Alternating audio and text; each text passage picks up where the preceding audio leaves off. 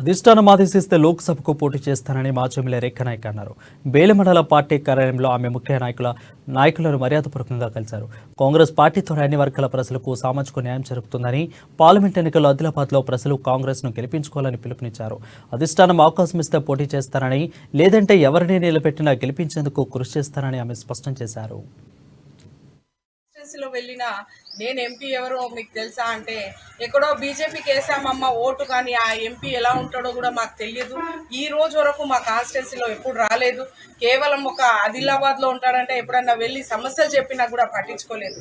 కానీ ఈ బీజేపీ ఎలాంటి అభివృద్ధి చేయలేదు. ఈరోజు ఈ ఆదిలాబాద్లో చూస్తే సిమెంట్ ఫ్యాక్టరీ కూడా ఓపెన్ చేయలేకపోయింది.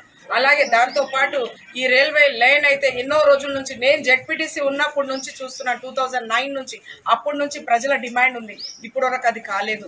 మరి గ్రామాల్లో వెళ్ళినా ఎక్కడ డెవలప్మెంట్ లేదు. ఒక ఎంపీ ఫండ్స్ వచ్చేది ఏం చేశారో మీరు చూశారు బీజేపీ నాయకులు. మరి ఖచ్చితంగా రేపు రాబోయే రోజుల్లో ఇక్కడ పార్లమెంట్లో కాంగ్రెస్ జెండా రెపరెపలాడుతుంది. ఈరోజు ఖచ్చితంగా మనం చిన్నప్పటి నుంచి చూస్తున్నాము. ప్రజలు ఏం కోరుకుంటారు?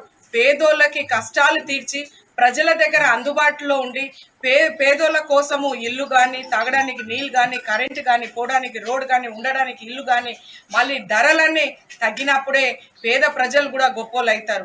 ఈరోజు మరి మోడీ గారు వచ్చేసి జిఎస్టీ పెంచడం జరిగింది. రైతులకు ఎక్కడ ఎలాంటి లాభం లేదు.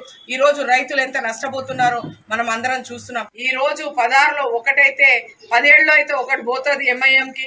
ఈ 16 కూడా మనము ఫైట్ చేస్తే, ఖచ్చితంగా హార్డ్ వర్క్ చేస్తే కాంగ్రెస్ పార్టీ వాళ్ళు మనం గెలిచి కూడా గిఫ్ట్ ఇవ్వడం జరుగుతుంది. మళ్ళీ తెలంగాణ గతంలో ఆసిఫాబాద్లో అయితే నేను తిరిగినప్పుడు ఇంద్రమ్మ ఇల్లులు అవే ఉన్నాయి, అవే రోడ్లు, అవే బోర్లు, అవే కరెంటు, అదే దారిలు ఉన్నాయి. కానీ ఎక్కడ ఎలాంటి డెవలప్మెంట్ కాలేదు. అక్కడ నాయకులు గతంలో ఏం చేశారో తెలియదు. మరి నేను నా కాన్స్టిట్యున్సీలో ప్రతిసారి ఫైట్ చేసే అన్ని డెవలప్మెంట్ చేయడం జరిగింది. అడిగితే నాకు వాళ్ళు ఇవ్వలేదు. అడగంది అమ్మ కూడా ఇయ్యరు. అలాంటి నాయకులు ఖచ్చితంగా సమస్యలు అనేది ప్రతి కాన్స్టిట్యున్సీలో ఉంటుంది. ఎవరన్నా అందుబాటులో ఉండి ఒక ఎంపీగా ఇక్కడ గెలిపించి పార్లమెంట్లో ఎందుకు పంపిస్తారు? జిల్లా డెవలప్ అవుతుంది.